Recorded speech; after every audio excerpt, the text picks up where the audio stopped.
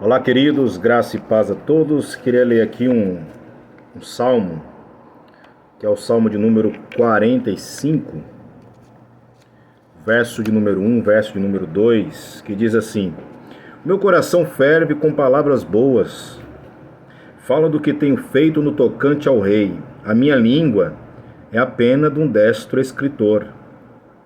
Tu és mais formoso do que os filhos dos homens, a graça se derramou em teus lábios. Por isso Deus te abençoou para sempre. Este salmo fala acerca da descrição profética da união entre Cristo e a sua igreja. Obviamente que você vai ver alguns expositores, falando que este salmo fala acerca de Salomão e a filha de Faraó. Outros vão dizer que fala acerca de Salomão e Jesus. Mas eu fico com Spurgeon quando diz que aqui fala unicamente e exclusivamente do próprio Jesus. Porque se você observar aqui, o salmista que está expressando no verso de número 2, no verso de número 6 e no verso de número 17, acerca de um rei divino, não um rei carnal, um rei que fica, que passa, mas um rei eterno. Interessante que o verso de número 1, ele já começa dizendo aqui: o meu coração ferve com palavras boas. Ferver aqui no original é rashash. Rashash significa transbordar. Dá a ideia de um caldeirão fervendo, que a qualquer momento ele vai transbordar. É isso que o salmista está expressando. Meu coração ferve com palavras boas. Palavras boas aqui não é boa ao coração dos ouvintes, mas é boa no tocante aquilo que é bom para a alma, aquilo que é bom para o corpo e aquilo que é bom para o espírito. É boa no tocante moral. Isso você sabe, que é a própria palavra de Deus. Salmo 119, verso 11 diz: Eu guardei a tua palavra no meu coração. O coração aqui representa esse caldeirão fervente. Jeremias, no capítulo 20 e no verso de número 9, ele vai dizer que a palavra do Senhor arde no seu coração,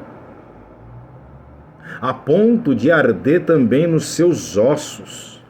Em outras palavras, eu até tento guardar, esconder, mas não tem jeito, porque esse caldeirão está fervente.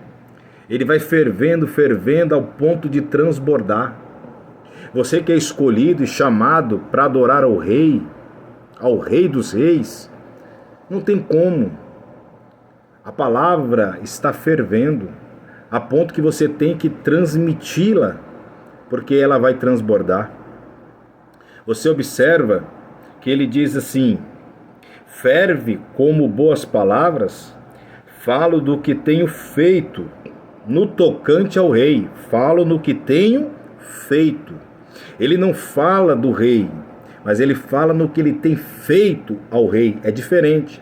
Muitas pessoas falam do rei, muitas pessoas falam de Jesus, mas será que essas pessoas têm feito algo para o rei? De fato, não somente falar, porque ele está dizendo aqui: falo do que tenho feito. Ou seja, eu não falo de uma forma teórica, eu falo de uma forma prática. O que nós precisamos nesses dias de hoje, não apenas ser pregadores, ministros, falar por falar, mas devemos não somente falar, mas sermos praticantes da mesma. Falo do que tenho feito no meu coração ao rei. A minha língua é uma pena de um destro escritor. Verso de número 2: Tu és mais formoso do que os filhos dos homens. Essa formosura aqui é uma formosura não de beleza física, mas é uma formosura de caráter, é uma formosura das palavras, é uma formosura das obras. E essa formosura aqui é unicamente exclusiva do Rei dos Reis, aquele que é a descendência da mulher, aquele que é o Cordeiro Pascual, aquele que é o general do exército de Deus, aquele que é o juiz que julga com justiça, aquele que é a raiz de Davi, aquele que é o tabernáculo de Davi levantado, aquele que é o Messias prometido, aquele que é o amado noivo da igreja, aquele que é o alfa, aquele que é o ômega, aquele que é o princípio, aquele que é o fim, aquele que é o cavaleiro do Apocalipse, aquele que virá escrito na sua coxa, montado num cavalo branco, o Rei dos Reis e Senhor dos Senhores. Está falando apenas desse exclusivo Rei que é o nosso Cristo Jesus. Oh glória! E ele diz mais: a graça se derramou em teus lábios. Ao derramar de novo, essa graça é oriunda, somente, exclusiva de Cristo Jesus. A palavra graça significa favor imerecido.